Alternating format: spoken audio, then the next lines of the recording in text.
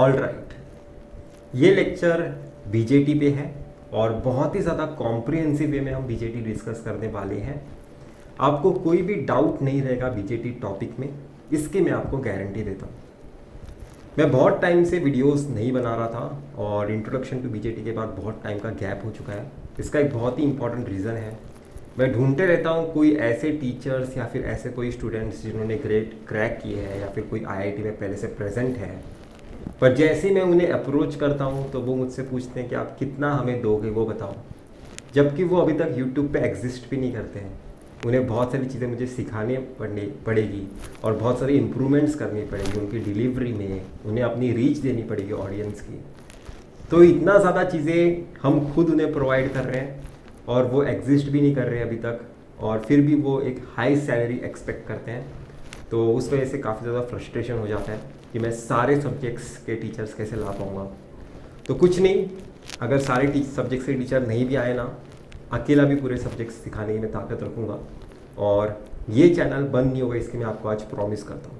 ठीक है, तो बीजेटी टॉपिक डिस्कस करते हैं। बीजेटी ना दो तरीके से यूज़ किया जा सकता है। बीजेटी आपका एक एम्पलीफायर की तरह यूज़ किया जा सकता है और एक इलेक्ट्रॉनिक स्विच की तरह यूज़ किया जा सकता है। तो एनालॉग सर्किट्स में आप बीजेटी को कैसे यूज़ करोगे, ये बहुत ही इंपॉर्टेंट क्वेश्चन है। एनालॉग सर्किट्स में हम गेन की बातें करते हैं, कितना ज़्यादा आपका आउटपुट में इनपुट एम्पलीफाई होकर आपको मिला है, गेन की बातें करते हैं। तो analogue circuit is all about amplifiers. Electronic switch आप कहाँ पे देखोगे? डिजिटल सर्किट्स में, डिजिटल इलेक्ट्रॉनिक्स में। तो इस पूरे के पूरे लेक्चर्स में जो ये प्लेलिस्ट में बना रहा हूँ एनालॉग सर्किट्स की, उस सारे लेक्चर्स में आपको एम्पलीफायर के रेस्पेक्ट में सारी बातें सुनाई देगी। बीजेटी हम एम्पलीफायर की तरह देखने वाले हैं। तो बीजेटी देखते हैं कितने तरीके के टाइप्स होते हैं बीजेटी के, और ये मैंने अपने पहले के लेक्चर्स में डिस्कस किया होगा। बीजेटी दो तरीके से डिवाइड हो सकते हैं। एक होता है आपका एनपीएन ट्रांजिस्टर, एक होता है आपका एनपीएन ट्रांजिस्टर, एनपीएन। जैसी एन और पी साइड साथ में आ गए, उनके बीच में दो जंक्शंस क्रिएट हो गए। तो ये आपका एक बीजेटी हो सकता है। और साथ ही साथ आपका और एक केस पॉसिबल है, और एक केस कौन सा है? P transistor. इन दोनों में से मैक्सिमम टाइम कौन सा ट्रांजिस्टर यूज होगा, उसकी भी मैं आपको लॉजिकल रीजनिंग दूंगा, कोई भी वरी करने की जरूरत नहीं है। यहां पे देखो, ये एक एम्पलीफायर की तरह क्यों बिहेव कर पा रहा है, एक डायोड एम्पलीफायर की तरह क्यों नहीं बिहेव कर सकता, उसका भी मैं आपको रीजन बताता हूं। इस डिवाइस में आप देख सकते हो 3 टर्मिनल्स है, एक इनपुट को दे सकता हूं, एक आउटपुट को दे सकता हूं, और एक कॉमन उस इनपुट आउटपुट को कंट्रोल करने के लिए यूज कर सकता हूं। राइट, तो मुझे 3 टर्मिनल डिवाइस की जरूरत पड़ती है एम्पलीफायर बनाने के लिए। राइट, यहां पे भी आप देख सकते हो ये एक 3 टर्मिनल डिवाइस है, ये एक 3 टर्मिनल डिवाइस है। तो इन 3 टर्मिनल्स को ना मैं नेम कर देता हूं। ये है आपका एमीटर साइड, ये है आपका बेस साइड, ये है आपका कलेक्टर साइड। इसे भी नेम कर देते हैं, ये मेरा एमीटर साइड, ये आपका बेस साइड, ये है आपका कलेक्टर साइड। राइट, ऐसे ही आपने 2 तरीके के ट्रांजिस्टर्स देखे होंगे अपने नोटबुक में या फिर टेक्स्ट बुक्स में। इन दोनों ट्रांजिस्टर्स के बारे में मैं आपको कुछ बताना चाहता हूँ। ये दोनों के दोनों ट्रांजिस्टर्स एम्पलीफायर की तरह तभी काम कर सकते हैं सर, जब आपका जंक्शन 1 एमीटर और बेस के बीच में जो जंक्शन है, मतलब ये वाला जो जंक्शन है, ये वाला और ये वाला जंक्शन, जंक्शन 1 को फॉरवर्ड बायस होना कंपलसरी है सर। बिना जंक्शन 1 फॉरवर्ड बायस हुए आपका ट्रांजिस्टर एम्पलीफायर की तरह नहीं बिहेव कर सकता। ये मैं आपको प्रूव करके बताऊंगा। अभी आप एज इट इज फैक्ट की तरह ले लो, जंक्शन 1 को फॉरवर्ड बायस होना कंपलसरी है। अगर मेरा जंक्शन 1 फॉरवर्ड बायस होगा, अगर मेरा ये वाला जंक्शन फॉरवर्ड बायस है, तो फॉरवर्ड बायस में करंट कैसा फ्लो होता है? P to N फ्लो होता है। मतलब मेरा करंट कैसा फ्लो होगा? P to N फ्लो होगा। ठीक है, मैंने करंट की डायरेक्शन ऑब्जर्व कर ली। ये वाला भी जंक्शन क्या होना चाहिए सर, फॉरवर्ड बायस होना चाहिए। Junction 1 should be forward bias, emitter base के बीच में का जंक्शन फॉरवर्ड बायस होना चाहिए। P2N हमेशा करंट फ्लो होता है फॉरवर्ड बायस में, तो मैंने करंट की डायरेक्शन ऑब्जर्व कर ली। अभी इन दोनों ट्रांजिस्टर्स के मैं सिंप्लीफाइड डायग्राम बनाता हूं जो हम सर्किट्स में यूज करते हैं। इसका डायग्राम कैसा होता है, कुछ ऐसा। ये है आपका बेस, ये है आपका कलेक्टर, ये है आपका एमिटर। यहां पे देखो एमिटर की तरफ जा रहा है करंट, एमिटर की तरफ, तो वही मैं यहां पे ऐसे बता देता हूं, एमिटर की तरफ जा रहा है करंट। यहां पे देखो इसका सिंप्लीफाइड डायग्राम बनाते हैं। ये है मेरा बेस, ये है मेरा कलेक्टर, ये है मेरा एमिटर। एमिटर से बाहर जा रहा है करंट, एमिटर से बाहर जा रहा है, तो ये है आपका पीएनपी ट्रांजिस्टर। इस तरह से हम सिंबल में भी सेंस बनाए हैं आज, और अभी समझता हूं कि आपको कभी भी कंफ्यूजन नहीं होगा। आपका जंक्शन 1 हमेशा फॉरवर्ड बायस होता है, ये बता रहा है ये करंट की डायरेक्शन। ये जंक्शन फॉरवर्ड बायस है तो P2N फ्लो हो रहा है। देखो ये P साइड है, ये N साइड है, ये P साइड है, P2N करंट फ्लो हो रहा है। ये N साइड है, ये P साइड है, ये N साइड है। NPN transistor, NPN transistor, PNP transistor, PNP transistor. Current कैसा फ्लो हो रहा है, P2N फ्लो हो रहा है, P2N। तो हमने बहुत ही अच्छा लॉजिकल रीजनिंग किया है इस पर्टिकुलर स्लाइड में। अभी हम अपने साइजेस के बारे में बातें करते हैं, डोपिंग के बारे में बातें करते हैं, और उसके बाद थोड़ा आगे और इसे देखेंगे कि मेरा एम्पलीफायर कैसे बिहेव करेगा जब मैं जंक्शन 1 को अलग बायसिंग दूंगा, जंक्शन 2 को अलग बायसिंग दूंगा। ठीक है, उससे पहले एक इंपॉर्टेंट क्वेश्चन हमें जानना है जो शायद से इंटरव्यू में पूछा जा सकता है। ये ट्रांजिस्टर मैं कब यूज करूंगा और ये ट्रांजिस्टर मैं कब यूज करूंगा?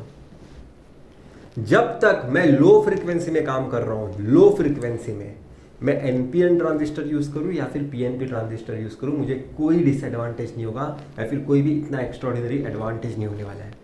लो फ्रीक्वेंसीज में एनपीएन यूज करो या फिर पीएनपी यूज करो, कोई प्रॉब्लम नहीं होगी। लो फ्रीक्वेंसी मतलब क्या होता है, आपका इनपुट फटाफट वैरी हो रहा है, फटाफट कुछ तो चेंज हो रहा है, एकदम रैंडमली कुछ भी, मतलब बहुत ज़्यादा चेंजेस है उसमें, वो भी बहुत ही कम इंटरवल में, राइट।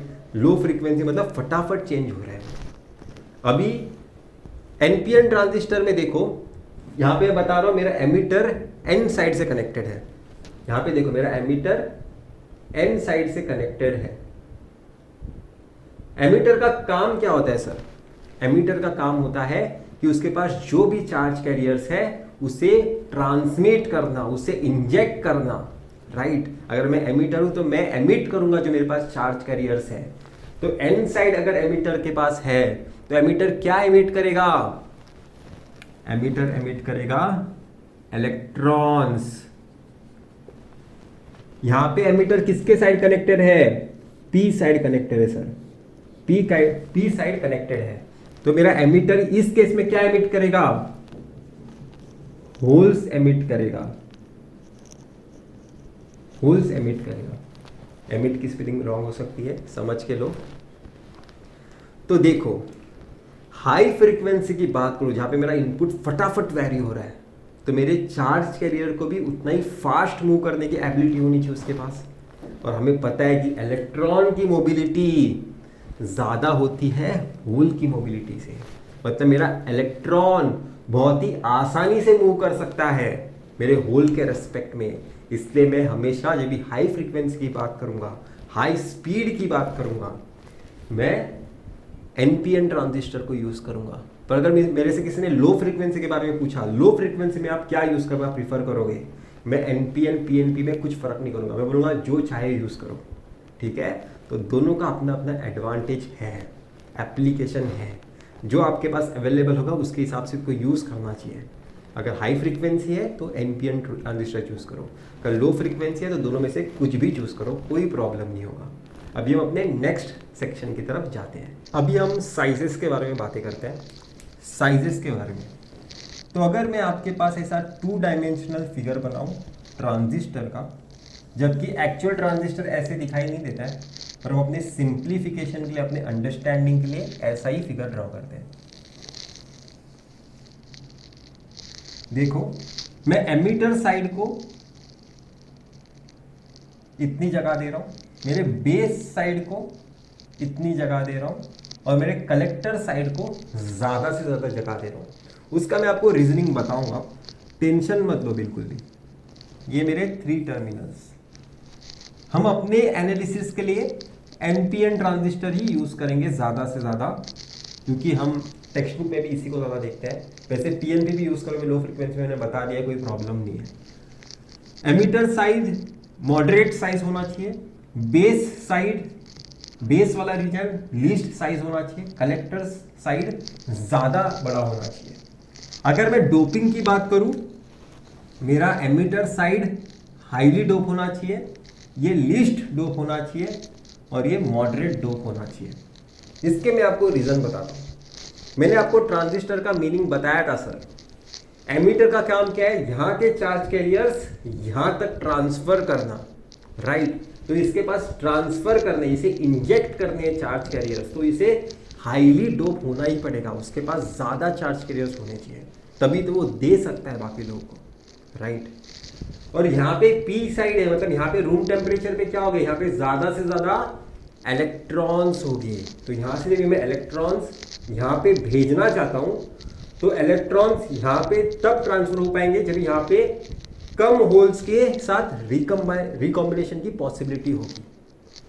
अगर यहाँ के इलेक्ट्रॉन्स यहाँ पे रिकम्बाइन हो गए तो यहाँ पे पहुंच ही कैसे पाएंगे। इसलिए मैंने मेक श्योर किया इसे 2 तरीके से। सबसे पहले मैंने क्या किया, इसका जगह कम कर दिया। जगह कम मैंने क्यों किया, मैं आपको एक एनालॉजी देता हूँ। अगर आपको यहाँ से देखो, आपकी थकने की पॉसिबिलिटी कब ज़्यादा होगी, थक के बेहोश होने की पॉसिबिलिटी कब ज़्यादा होगी, जब मैं आपको ज़्यादा लंबा दौड़ने के लिए बोलूँगा, राइट। तो आपकी थकने की पॉसिबिलिटी ज़्यादा होगी। थकना मतलब क्या है, रिकॉम्बिनेशन होके रुक जाना, डिसअपियर हो जाना। तो मैंने अगर ये वाला डिस्टेंस ज़्यादा बढ़ा दिया, मतलब बेस का अगर मैं ज़्यादा बड़ा कर दिया, तो मेरा इलेक्ट्रॉन यहाँ तक जाने के लिए उसे अभी ज़्यादा डिस्टेंस कवर करना पड़ेगा। एमीटर से कलेक्टर की तरफ जाने के लिए बेस का रीजन ज़्यादा बड़ा होने से उसे ज़्यादा डिस्टेंस कवर करना पड़ेगा, ज़्यादा पॉसिबिलिटी बढ़ गई कि वो रिकम्बाइन होगा, राइट। तो इसलिए मैंने क्या किया, सबसे पहले बेस का रीजन का लेंथ कम कर दिया कि उसका जो थकने की जो पॉसिबिलिटी है कि वो इतने डिस्टेंस के बाद अगर थकता है, तो मैंने मेक श्योर किया कि बेस का रीजन इतना सा हो, राइट। ये मैं आपको एनालॉजी दे रहा हूँ। दूसरा चीज, इलेक्ट्रॉन जब यहाँ पे जाएगा, अगर यहाँ पे उसको होल्स ही नहीं मिले तो रिकम्बाइन होगा कैसे। अगर उसे वहाँ पे होल्स ही नहीं मिले, मतलब कुछ गड्ढे ही नहीं मिले, तो स्मूथ तरीके से जा सकता है, राइट। वो भागते भागते फटाफट जा सकते हैं। तो मैंने मेक श्योर किया कि यहाँ पे कोई होल्स ना प्रेजेंट हो, उसे स्मूथली हो जा सके एमिटर से कलेक्टर की तरफ, ठीक है। मैं आपको एनालॉजी के रेस्पेक्ट में ज़्यादा विजुअलाइजेशन करा सकता हूँ, इसलिए मैं ऐसी लैंग्वेज यूज़ कर रहा हूँ, टेक्निकल लैंग्वेज नहीं यूज़ कर रहा हूँ। देखो, ये है आपका एमिटर साइड, ये आपका बेस साइड, ये आपका कलेक्टर साइड, ये आपका जंक्शन 1, ये आपका जंक्शन 2। केस 1 आपको लिखना है, जब भी आपका जंक्शन 1 एंड जंक्शन 2 दोनों फॉरवर्ड बायस हो गए। मैं आपके साथ तीनों केसेस सॉल्व करूंगा जो आप टेक्स्ट बुक्स में देखते हो, junction 1 forward bias, junction 2 reverse bias, जैसे जंक्शन 1 फॉरवर्ड, जंक्शन 2 रिवर्स, दोनों रिवर्स बायस। ये सारे केसेस हम सॉल्व करेंगे, कोई टेंशन लेने की जरूरत नहीं है, मैं आपको बता रहा हूँ। तो इसे फॉरवर्ड बायस करना है, इसे भी फॉरवर्ड बायस करना है। कैसे करेंगे, एक रेजिस्टेंस यूज करो किलो ओम्स का, एक किलो ओम्स का रेजिस्टेंस यूज करो और उसको एक बैटरी से लगाओ। एन साइड को नेगेटिव टर्मिनल लगाओ, पी साइड को पॉजिटिव टर्मिनल लगाओ, फॉरवर्ड बायस हो गया। इसमें क्या करना है, पी साइड को पॉजिटिव लगाना है, एन साइड को नेगेटिव लगाना है, तो ये भी फॉरवर्ड बायस हो गया। ये भी किलो ओम्स का रेजिस्टेंस है, 1 किलो ओम, 2 किलो ओम तुम्हारे पे। ये इसे 5 वोल्टेज समझ लो, इसे 3 वोल्टेज समझ लो। तो अभी देखो मैंने क्या किया है, दोनों जंक्शंस को फॉरवर्ड बायस किया। तो अभी थोड़ा मैं आपको एक चीज़ बताता हूँ। अगर ये 1 ओम का रेजिस्टेंस है और एक 9 ओम का रेजिस्टेंस है, अगर इन दोनों के अक्रॉस मैंने 10 वोल्टेज अप्लाई किया, तो ज़्यादा वोल्टेज कहाँ पे ड्रॉप होगा, यहाँ पे या फिर यहाँ पे, यहाँ पे ड्रॉप होगा। इसके अक्रॉस वोल्टेज ड्रॉप मुझे मिलेगा 9 वोल्ट, सिर्फ 1 वोल्ट का वोल्टेज ड्रॉप मुझे मिलेगा 1 ओम के अक्रॉस। मतलब जो रीजन हाईली रेजिस्टिव रीजन है उसमें ज़्यादा वोल्टेज ड्रॉप होता है, फिर पूरा का पूरा वोल्टेज मैं उस हाईली रेजिस्टिव रीजन के अक्रॉस देख पाता हूँ। ठीक है, हमने नेटवर्क थ्योरी भी यूज़ करना स्टार्ट कर दिया है। हमें पता है जब भी जंक्शंस क्रिएट होते हैं रूम टेम्परेचर पे एक डिप्लीशन रीजन क्रिएट होता है। ठीक है, तो ये है वो depletion region. Charge carriers recombined हो गए, यहाँ पे सिर्फ इमोबाइल आयंस रह गए, तो एक डिप्लीशन रीजन क्रिएट हो गया। ये मैंने पीएन जंक्शन डायोड थियरी में बहुत ही खूबसूरती से मैंने समझाया है, कोई वरी करने की जरूरत नहीं, वापस से आप वो लेक्चर्स जाके देख सकते हो। पी साइड में ज्यादा क्यों है भाई लेंथ, पी साइड में ज्यादा क्यों है, एन प्लस साइड में क्यों कम है, क्योंकि जो रीजन ज्यादा हैवीली डोप होता है उसमें डिप्लीशन रीजन कम पेनिट्रेट हो पाती है। उसके रीजंस मैं आपको बताऊंगा ईडीसी में बहुत अच्छी तरीके से। अभी के लिए इसे एज ए फैक्ट ले लो। आपको पता चल गया है कि पी एंड एन साइड और पी एंड एन साइड के बीच में एक हाईली रेजिस्टिव रीजन क्रिएट हो चुका है। तो ये जितना भी वोल्टेज ड्रॉप है वो आप इमेजिन कर सकते हो इसी रीजन के अक्रॉस होगा, इसी रीजन के अक्रॉस होगा। मतलब इसके वजह से जो इलेक्ट्रिक फील्ड होगी वो इसी रीजन में आपको मिलेगी, इसके वजह से जो इलेक्ट्रिक फील्ड होगी वो आपको इसी रीजन में मिलेगी। इलेक्ट्रिक फील्ड कैसे फ्लो होती है, positive to negative, positive to negative इस डायरेक्शन में, पॉजिटिव टू नेगेटिव इस डायरेक्शन में। तो हमने इलेक्ट्रिक फील्ड की डायरेक्शन भी देख ली। अभी मैं आपको यहाँ पे बताता हूँ रूम टेम्परेचर पे यहाँ पे n प्लस साइड में मेजॉरिटी कैरियर्स कौन से हो गए, क्योंकि हम फॉरवर्ड बायस केस कंसीडर कर रहे हैं राइट, तो हमें मेजॉरिटी कैरियर्स के रेस्पेक्ट में ज़्यादा बातें करनी चाहिए।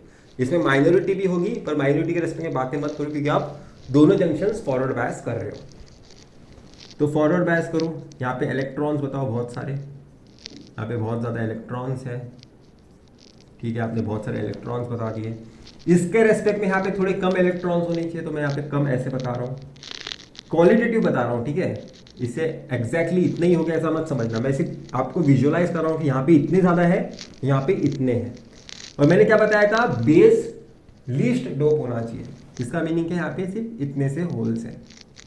तो आप विजुअलाइज कर पा रहे हो, डोपिंग भी अभी मैं होप कर रहा हूँ। इलेक्ट्रिक फील्ड के ऑपोजिट डायरेक्शन में इलेक्ट्रॉन मूव होता है। इलेक्ट्रिक फील्ड की डायरेक्शन ये है तो ये इलेक्ट्रॉन यहाँ पे मूव होगा, ये इलेक्ट्रॉन यहाँ पे मूव होगा, ये इलेक्ट्रॉन यहाँ पे, ये इलेक्ट्रॉन यहाँ पे। मतलब जंक्शन के पास वाले जितने भी इलेक्ट्रॉन्स होंगे ना वो सारे यहाँ पे मूव करने की कोशिश करेंगे। समझ में आ रहा है, इलेक्ट्रॉन वहाँ पे मूव करने की कोशिश कर रहे हैं। इसके वजह से क्या होगा, यहाँ पे इलेक्ट्रॉन का डेंसिटी बहुत ज़्यादा बढ़ जाएगा, यहाँ पे बहुत ज़्यादा इलेक्ट्रॉन्स आ जाएंगे, यहाँ से निकल के यहाँ पे आ जाएंगे, और उसमें से कुछ इलेक्ट्रॉन्स इस होल्स के साथ रिकम्बाइन हो जाएंगे, उसमें से कुछ इलेक्ट्रॉन्स इस होल्स के साथ रिकम्बाइन हो जाएंगे। उस वजह से क्या होगा, यहाँ पे एक करंट फ्लो होगा। ठीक है, यहाँ पे कुछ इलेक्ट्रॉन्स इन होल्स के साथ रिकम्बाइन हो गए और बाकी के इलेक्ट्रॉन्स यहाँ पे बच गए, बाकी के इलेक्ट्रॉन्स यहाँ पे बच गए। अभी हमें देखना है यहाँ पे के इलेक्ट्रॉन्स यहाँ पे चले गए, कुछ इलेक्ट्रॉन्स रिकम्बाइन हो गए, डिसअपियर हो गए, कुछ इलेक्ट्रॉन्स यहाँ पे बच गए हैं। मैं आइडियली क्या चाहता हूँ ट्रांजिस्टर में, ये इलेक्ट्रॉन को अभी ये टर्मिनल तक मैं पहुँचा सकूँ, यही मैं चाहता हूँ ट्रांजिस्टर एक्शन में। यहाँ के इलेक्ट्रॉन में यहाँ तक पहुँचाना चाहता था, देखते वो हो रहा है क्या। इलेक्ट्रिक फील्ड की डायरेक्शन ये है, वो साइड है, तो इलेक्ट्रॉन कहाँ पे पुश होगा, अभी यहाँ पे पुश होगा। मतलब ये इलेक्ट्रॉन को मैं जंक्शन के उस पार नहीं लेके जा सकता। आपका सबसे पहला आपको अभी नोटिफिकेशन मिल चुका है कि ये वाला कॉन्फ़िगरेशन ट्रांजिस्टर एक्शन नहीं दे सकता। आपके यहाँ पे के इलेक्ट्रॉन्स अभी यहाँ पे जा ही नहीं सकते। इलेक्ट्रिक फील्ड की डायरेक्शन ये है, ये इलेक्ट्रिक फील्ड उसे वहाँ पे पुश कर रही है, जंक्शन क्रॉस करने से रोक रही है, जंक्शन 2 क्रॉस करने से रोक रही है। इनफैक्ट मैं बताऊँ तो ये वाली इलेक्ट्रिक फील्ड क्या करेगी पता है, अभी यहाँ के इलेक्ट्रॉन्स को भी यहाँ पे भेजेगी, यहाँ पे के इलेक्ट्रॉन्स को भी यहाँ पे भेजेगी, यहाँ पे भी इलेक्ट्रॉन्स को यहाँ पे भेजेगी, यहाँ पे भेजेगी, यहाँ पे जितने भी इलेक्ट्रॉन्स थे उन सबको यहाँ पे भेज दिया। तो हुआ क्या है, हुआ क्या है मैं आपको बताता हूँ। यहाँ के इलेक्ट्रॉन यहाँ पे जा रहे हैं, यहाँ के इलेक्ट्रॉन यहाँ पे जा रहे हैं, ठीक है।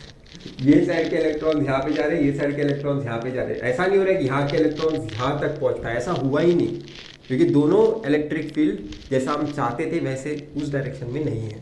तो इस वजह से क्या होगा पता है, इलेक्ट्रॉन की डायरेक्शन ऐसी थी तो यहाँ पे एक करंट फ्लो हो रहा है, ठीक है, यहाँ पे एक करंट फ्लो हो रहा है।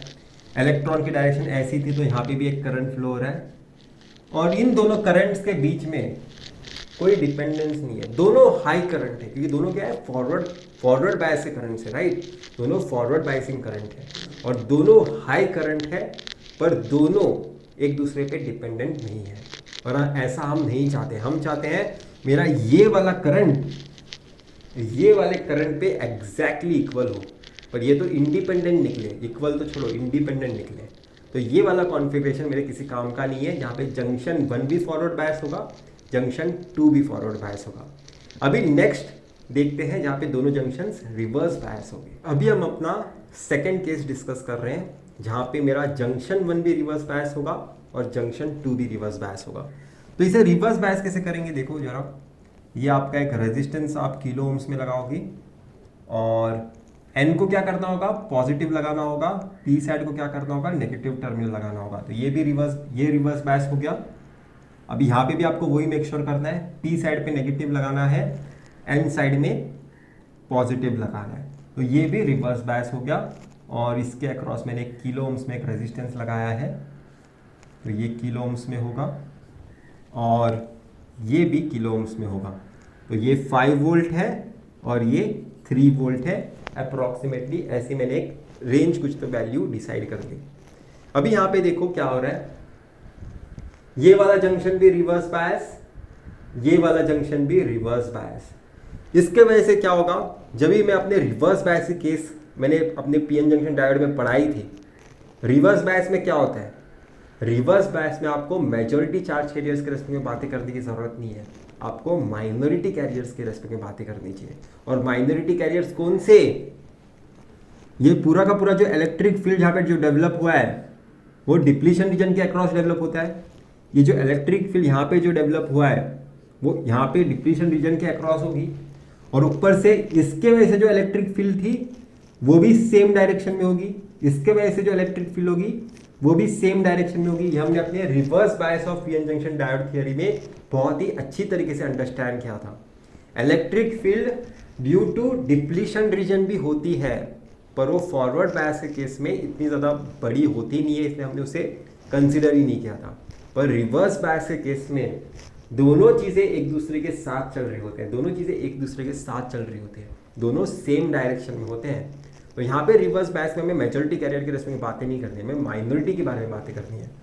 तो यहाँ पे क्या होगा, रूम टेम्परेचर पे एक इलेक्ट्रॉन एक होल, एक इलेक्ट्रॉन एक होल, एक इलेक्ट्रॉन एक होल, जहाँ पे जो सिलिकॉन एटम्स होंगे डिप्लीशन रीजन के अंदर वो डेवलप करेंगे पेयर्स में। एक इलेक्ट्रॉन तो एक होल भी होगा, एक इलेक्ट्रॉन तो एक होल भी होगा, एक इलेक्ट्रॉन तो एक होल भी होगा।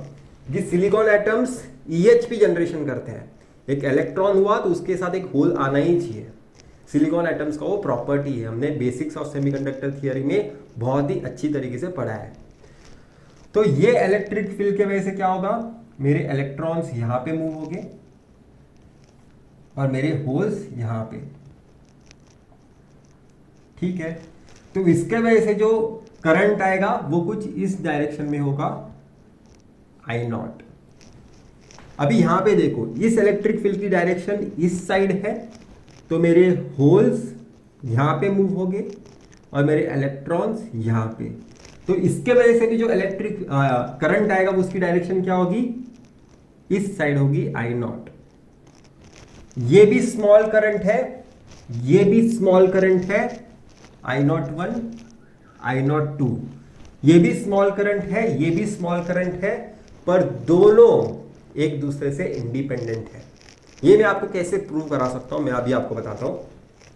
अगर मैंने ये वाला रीजन ओपन सर्किट कंसीडर कर दिया तो ये इलेक्ट्रिक फील्ड चली जाएगी, सिर्फ डिप्लीशन रीजन की इलेक्ट्रिक फील्ड होगी यहाँ पे अभी भी प्रेजेंट, डिप्लीशन रीजन की इलेक्ट्रिक फील्ड जो थी कुछ इस डायरेक्शन में, डिप्लीशन रीजन की इलेक्ट्रिक फील्ड अभी भी प्रेजेंट होगी।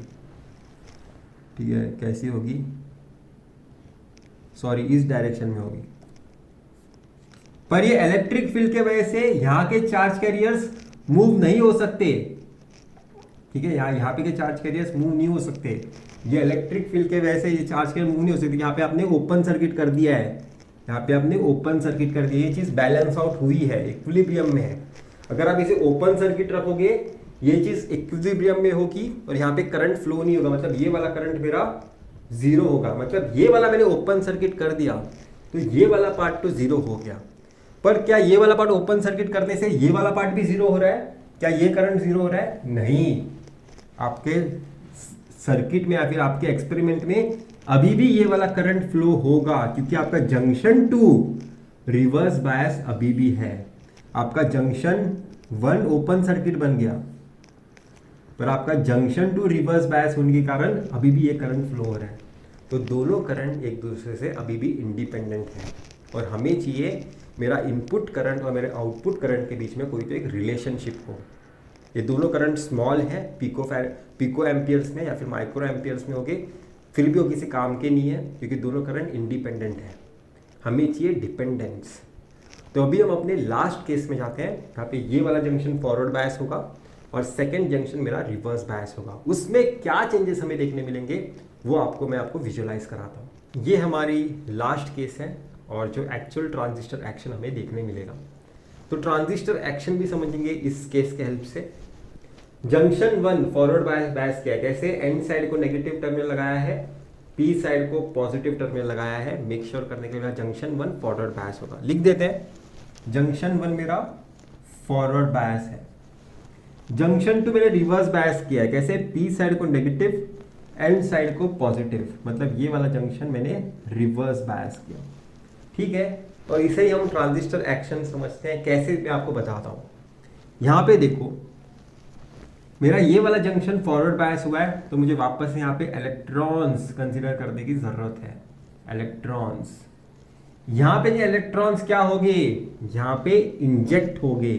तो यहाँ के इस रीजन के इलेक्ट्रॉन्स यहाँ पे इंजेक्ट हो गए और यहाँ पे बहुत ज्यादा इलेक्ट्रॉन की डेंसिटी बढ़ गई बेस रीजन में।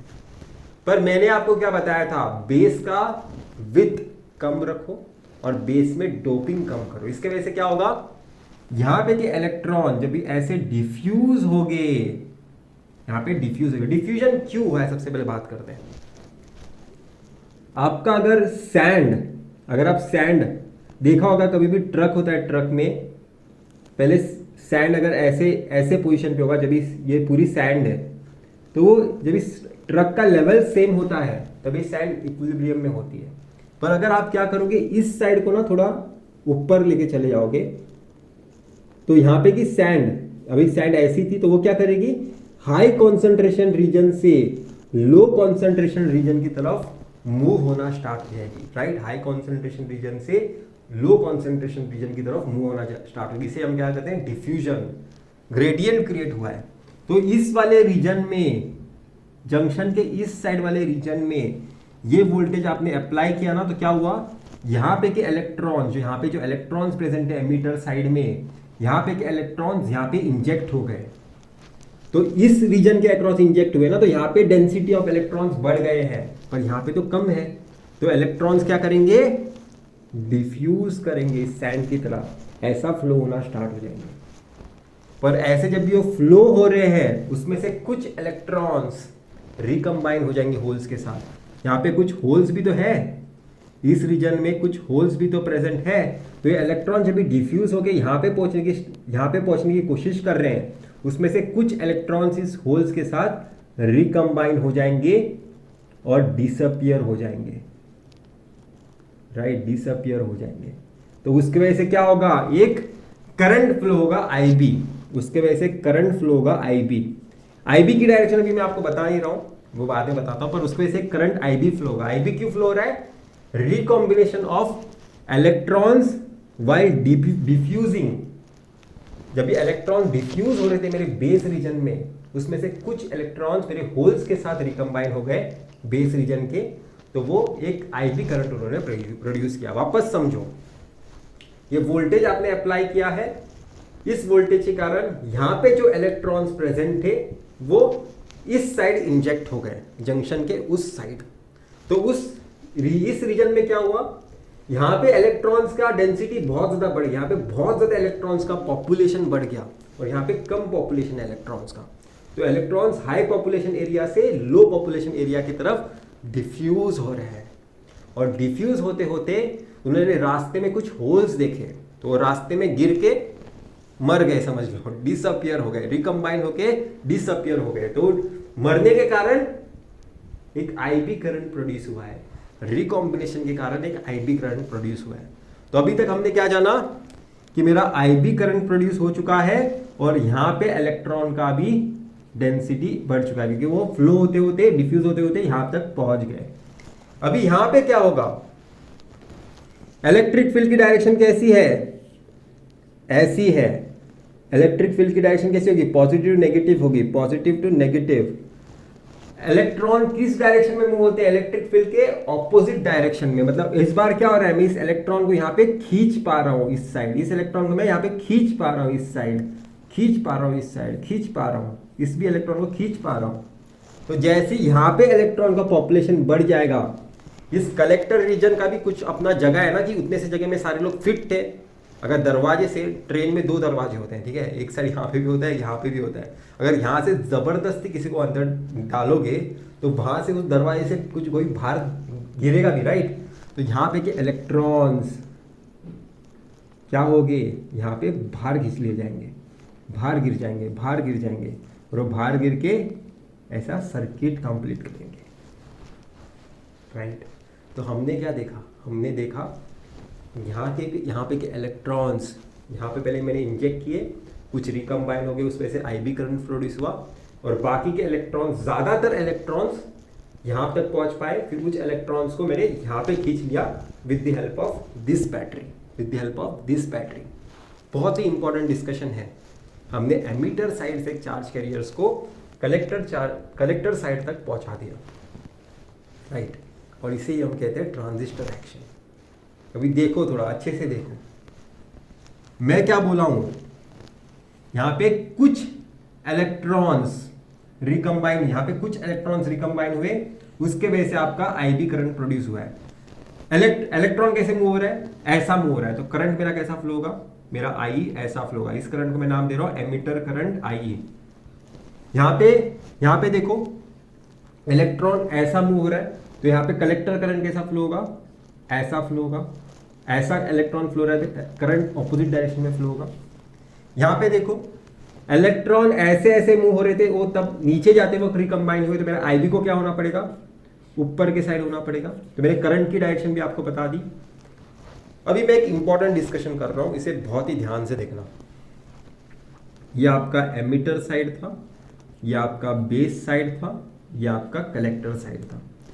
यहां पे अगर मेरे पास 100% चार्ज कैरियर्स थे, मेरे यहां पे जितने भी चार्ज कैरियर्स हैं उसे मैं 100% मान रहा हूं। उसमें से ना 1% चार्ज कैरियर्स रिकम्बाइन हो जाते हैं और वो आईबी करंट प्रोड्यूस करते हैं। 1% चार्ज कैरियर्स बेस में रिकम्बाइन हो जाते हैं और वो एक आईबी करंट प्रोड्यूस करते हैं। बाकी 99% charge carriers approximately collector region तक पहुंच पाते हैं, यहाँ पे इस साइड में पहुंच पाते हैं और बाद में उतने यहाँ पे, जितने यहाँ पे पहुंचे हैं उतने यहाँ से बाहर निकाले जाते हैं, राइट। इसे ही हम कहते हैं ट्रांजिस्टर एक्शन। तो यहाँ पे क्या हुआ है, देखो एक बार देखो, अगर यहाँ पे 100% चार्ज कैरियर्स मूव हो रहे हैं और यहाँ पे 99% चार्ज कैरियर्स मूव हो रहे हैं, तो यहाँ पे जितने चार्ज कैरियर्स मूव हुए उतनी अप्रोक्सीमेटली यहाँ पे भी चार्ज कैरियर्स मूव हुए, राइट। तभी तो मैं बोल रहा हूँ 100% में से यहाँ से 99% यहाँ तक पहुँच पाए हैं। तो जितने यहाँ पे इस रीजन में चार्ज कैरियर्स मूव हुए हैं उतने ही अप्रोक्सीमेटली यहाँ पे ही चार्ज कैरियर्स मूव हुए हैं। 100 और 99 में कुछ डिफरेंस नहीं है। तो मैं क्या बोल सकता हूँ, मेरा IC will be approximately equal to IE। मेरा IC approximately equal to I है। मैंने क्या किया है, ये वाला जंक्शन देखो, जंक्शन 1 फॉरवर्ड बायस है, फॉरवर्ड बायस में मैं क्या एक्सपेक्ट करता हूँ, मैंने अपने जंक्शन का एक विथ डिप्लीशन विथ कम कर दिया है। आपने देखा होगा अपने ईडीसी के लेक्चर्स में या फिर मेरे भी लेक्चर्स में देखा होगा, बेसिक्स ऑफ सेमीकंडक्टर थियरी में मैंने बताया है, जब भी जंक्शन फॉरवर्ड बायस होगा उसका डिप्लीशन रीजन का विथ कम हो जाता है, उसका डिप्लीशन रीजन का विथ कम हो जाता है। अगर नहीं बताया है तो अभी नोट डाउन कर दो, ईडीसी में मैं पढ़ाऊंगा ये। कोई भी जंक्शन फॉरवर्ड बायस होगा उसका डिप्लीशन रीजन का विथ कम हो जाता है। विथ कम होना मतलब उसका रेजिस्टेंस कम हो गया, उसका रेजिस्टेंस कम हो गया। मतलब ये एक क्या था, जंक्शन वन क्या है, वापस देखो, जंक्शन वन फॉरवर्ड बायस होना मतलब क्या है कि एक लो रेजिस्टिव रीजन है, लो रेजिस्टिव रीजन, एक लो रेजिस्टिव रीजन है। जंक्शन वन फॉरवर्ड बायस मतलब डिप्लीशन रीजन का विथ कम हो चुका है, वो एक लो रेजिस्टिव रीजन है। जंक्शन टू क्या है, जंक्शन टू रिवर्स बायस है। मतलब जंक्शन टू क्या है, रिवर्स बायस। इसका मीनिंग क्या है कि एक हाई रेजिस्टिव रीजन है, ये एक हाई रेजिस्टिव रीजन है। मैंने लो रेजिस्टिव रीजन से करंट हाई रेजिस्टिव रीजन में अप्रोक्सीमेटली इक्वल पहुंचाया है, समझ रहे हो। लो रेजिस्टिव रीजन से आपने करंट हाई रेजिस्टिव रीजन में भी अप्रोक्सीमेटली इक्वल पहुंचाया है। मतलब आपने रेजिस्टेंस ट्रांसफर किया, राइट। आपने सेम करंट दोनों जगह मेंटेन क्यों कर पाएंगे, आपने रेजिस्टेंस अप्रोक्सीमेटली आप सेम रख पाए, जब वो सेम नहीं थे तब भी आपने रेजिस्टेंस ट्रांसफर किया है। ठीक है, रेजिस्टेंस में ही होता है ना, आपने देखा होगा एक रेजिस्टेंस में होता है, यहाँ पे जितना करंट होता है उतना ही वहाँ पे भी करंट होता है, रेजिस्टेंस की ये प्रॉपर्टी है। तो आपने रेजिस्टेंस ट्रांसफर किया है एक हाई रेजिस्टिव रीजन, लो रेजिस्टिव रीजन से हाई रेजिस्टिव रीजन की तरफ, सेम रेजिस्टेंस आपने मेंटेन करने की कोशिश की है। और आपका यही एक्शन होता है ट्रांजिस्टर एक्शन। इसी एक्शन के हेल्प से आप एक एम्पलीफायर बना सकते हो। अभी थोड़ा और डिस्कशन करते हैं। मैंने क्या बताया आपको, आपका आईसी 99% होता है आपके आई के रेस्पेक्ट में। इसका मीनिंग क्या है, आईसी इज 99% ऑफ आई। ये मेरी एनालॉजी है, एग्जैक्टली 99% होगा नहीं, मतलब क्लोज टू 99% होगा, ये मैं आइडियली एक्सपेक्ट करता हूं। ये मुझे नंबर एग्जैक्टली पता नहीं होता 99% होगा कि नहीं, इसलिए मैं इसे क्या बोल रहा हूं, मेरा आईसी अल्फा टाइम्स आई होगा। चलो अभी मैंने एक मैथमेटिकल मॉडल बना दिया कि आईसी मेरा अल्फा टाइम्स आई होगा, और आई क्या होगा, क्लोज टू 100%, 99.9999 या फिर 0.99। ठीक है, अल्फा की अगर मैं आपको वैल्यू बताऊं, क्लोज टू 1 होना चाहिए बट लेस देन 1।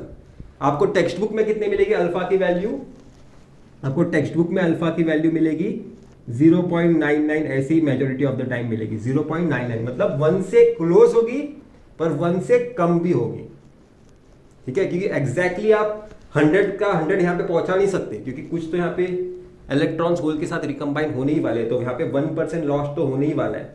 ठीक है, या फिर लेस देन 1%, पर कुछ तो लॉस होगा ही। मतलब आईसी इज इक्वल टू आई, ये बहुत ही आइडियल सिचुएशन है, इमेजिनरी सिचुएशन है। प्रैक्टिकली क्या होगा, आईसी अल्फा टाइम्स आई होगा, मतलब आईसी 99% टाइम्स ऑफ आई हो सकता है। ठीक है, तो मैं आपको और एक लॉजिकल रीजनिंग बता रहा हूँ, इंट्यूटिवली हर चीज समझा रहा हूँ। अभी यहाँ पे देखो, मैं इस पार्ट को इरेज करता हूँ।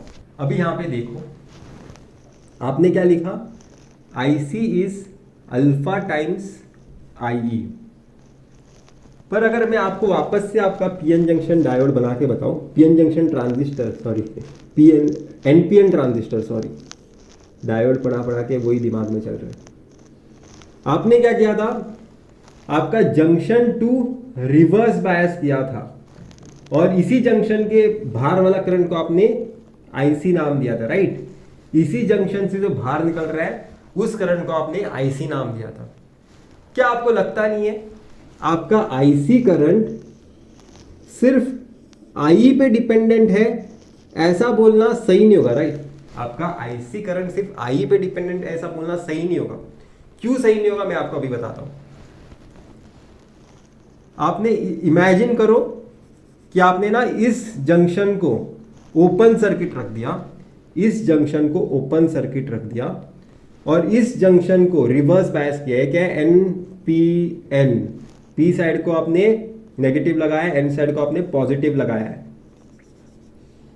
अगर आपने जंक्शन 1 ओपन सर्किट किया, जंक्शन 2 रिवर्स बायस किया, तभी भी आपके आईसी में कुछ तो करंट फ्लो होगा।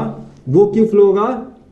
इस जंक्शन के अंदर माइनॉरिटी कैरियर्स प्रेजेंट होने के कारण, इस जंक्शन के अक्रॉस माइनॉरिटी कैरियर जो प्रेजेंट है वो अभी एक आई नॉट करंट फ्लो कराएंगे, आई नॉट, इस जंक्शन को ओपन सर्किट करने के बाद भी। तो मेरा आईसी सिर्फ अल्फा टाइम्स आई है, ऐसा बोलना सही नहीं होगा। जब भी आपका जंक्शन 1 फॉरवर्ड बायस होता है और जंक्शन 2 रिवर्स बायस है, फॉरवर्ड बायस करो, ठीक है। जब भी आपका जंक्शन 1 फॉरवर्ड बायस होगा और जंक्शन 2 रिवर्स बायस होगा, जंक्शन 2 रिवर्स बायस होगा तो ये करंट आएगा, मैंने देख लिया। अभी ये फॉरवर्ड बायस करूंगा तब उसने एडिशनल अल्फा टाइम्स आई फ्लो कराया। ये है कंप्लीट डिस्कशन, राइट। मैंने अल्फा टाइम्स आई कैसे आता है वो बताया था अभी तक आपको, पर मैंने अभी आपको क्या बताया, अल्फा टाइम्स आई सिर्फ नहीं होगा, क्योंकि ये जंक्शन रिवर्स बायस भी तो है। ये क्या है? पीएन जंक्शन डायोड की तरह आपको दिखाई नहीं दे रहा है, ये पीएन जंक्शन डायोड की तरह आपको दिखाई नहीं दे रहा है, तो उस डायोड का भी कुछ माइनॉरिटी करंट होगा कि नहीं उस जंक्शन के अक्रॉस, तो वो माइनॉरिटी करंट मैं यहाँ पे बताता हूँ। प्लस आई सी बी ओ, ये क्या बता रहा है? सी बी कलेक्टर और बेस के बीच में का माइनॉरिटी करंट है। ये कलेक्टर और बेस के रीजन के बीच में का माइनॉरिटी करंट है। ये मैं डायग्राम्स बहुत गंदे बना रहा हूँ इस लेक्चर में, क्योंकि यहाँ पे बहुत सारे डायग्राम्स की हमें ज़रूरत है, क्योंकि हम अंदर घुस के समझ रहे हैं, राइट। मैं डायरेक्टली आपको इक्वेशंस लिखा सकता था, रटा सकता था, पर मैं सोच रहा हूँ कि आपको इंट्यूटिवली एटलीस्ट कुछ आइडिया होनी चाहिए ताकि आप उसे याद रख सको। I C is equal to alpha times I plus I C B O. Ideally मैं चाहता हूँ मेरा I C alpha times I ही होगा। मैं मेजोरिटी जब तक मुझे एग्जामिनर ये वाला पार्ट के बारे में कुछ इंफॉर्मेशन ना दे तब तक मैं I C is equal to alpha times I ही लूंगा, क्योंकि यही होना चाहिए ज़्यादा से ज़्यादा ट्रांजिस्टर एक्शन के लिए। ये पार्ट मैं तब कंसिडर करूंगा जब मुझे एग्जामिनर बताएगा अपने क्वेश्चन पेपर में कुछ उसके रिलेटेड इंफॉर्मेशन। अभी मैंने क्या देखा, आपका आउटपुट करंट आपके इनपुट करंट से कुछ तो फैक्टर के साथ मल्टीप्लाई है, और ये फैक्टर क्लोज टू 1 होता है, लेस देन 1 होगा पर क्लोज टू 1 होगा। तो इसे मैं क्या कहता हूं? एक करंट गेन। यहां पे मैं इसे बोल रहा हूं करंट गेन। आपका अल्फा क्या है? करंट गेन है। Alpha is equal to I C by I E, ठीक है। एक हमने करंट गेन निकाला, इसके रेस्पेक्ट में और एक करंट गेन है। यहां पे कितने रिकम्बाइन हुए थे वही तो डिसाइड करते हैं कि कितने पास हो पाएंगे। बेस रीजन में कितने चार्ज कैरियर्स रिकम्बाइन हो गए वो डिसाइड करते हैं कि कलेक्टर तक कितने चार्ज कैरियर्स पहुंचने वाले हैं। तो उसके लिए मैं क्या बता रहा हूं, एक अलग रिलेशन, मेरा I C beta times I B होगा, ठीक है। मतलब बीटा यहां पे क्या होता है, अप्रोक्सीमेटली अगर मैं इसकी रेंज बताऊं, क्लोज टू 99 और 49, ऐसे मतलब ह्यूज वैल्यूज होते हैं, और जो कि हम देख भी सकते हैं। मेरा आईबी करंट बहुत छोटा सा होता है। क्यों मेरा आईबी करंट छोटा सा होता है? आपका आईबी करंट इसलिए छोटा सा होता है क्योंकि आप डोपिंग ही बेस में बहुत ज़्यादा कम करते हो। आईबी करंट यहाँ पे जो भी फ्लो होता है, यहाँ पे जो भी आपका आईबी करंट फ्लो होगा, आपका ना ये वाला करंट ऐसा नहीं है, करंट की डायरेक्शन ऐसी थी और ये करंट की डायरेक्शन ऐसी थी, ठीक है, और ये करंट आईबी की डायरेक्शन ऐसी है। तो ये करंट आईबी जो आपको मिला है ये बहुत ही ज़्यादा छोटा सा होता है, क्योंकि यहाँ पे आपने होल्स की डोपिंग ही बहुत ज़्यादा कम की होती है बेस रीजन में, राइट। जब होल्स की डोपिंग ही कम है तो आईबी आपको छोटा सा ही मिलेगा, पर आपको उसे अगर आईसी के रेस्पेक्ट में एक्सप्रेस करना है तो इस मल्टीप्लीकेशन फैक्टर का वैल्यू थोड़ा बड़ा ही होना चाहिए, राइट। इसलिए IC is equal to beta times IB में बीटा एक बड़ा नंबर है, 50 होगा, 100 होगा, ठीक है, आइडियली इनफाइनाइट होगा, आइडियली इनफाइनाइट होगा। और आइडियली अल्फा क्या होगा? 1 होगा। आइडियली अल्फा 1 होता है, आइडियली बीटा इनफाइनाइट होता है। तो अभी हमने बीजेटी के रेस्पेक्ट में इक्वेशंस में इंट्यूटिवली अंडरस्टैंडिंग लाई है बीजेटी की ट्रांजिस्टर एक्शन किस रीजन में काम करते हैं हमने आइडेंटिफाई किया। जब भी जंक्शन 1 फॉरवर्ड बायस होगा, जंक्शन 2 रिवर्स बायस होगा, तभी वो ट्रांजिस्टर की तरह बिहेव कर सकता है। तो मैं होप कर रहा हूँ कि आपको ये लेक्चर में बहुत ज़्यादा मज़ा आया होगा। हम अभी सम्स सॉल्व करना सीखेंगे अपने नेक्स्ट लेक्चर से। बाय।